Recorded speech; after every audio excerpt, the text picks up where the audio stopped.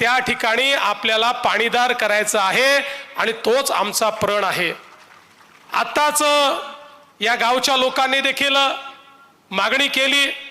खरं म्हणजे आताची आमची परिस्थिती अशी आहे की एका हौदात पाणी आहे आणि प्रत्येकाला त्याच हौदातनं पाणी हवं आहे।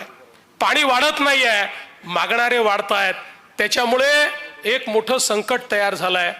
पण मला या ठिकाणी सांगितलं पाहिजे की संतांच्या आशीर्वादाने या मराठवाड्याला कायम दुष्काळ मुक्त करण्याकरता समुद्रात वाहून जाणारं 53 TMC पाणी हे गोदावरीच्या खोऱ्यात आणण्याच्या योजनेला आम्ही मान्यता दिलेली आहे।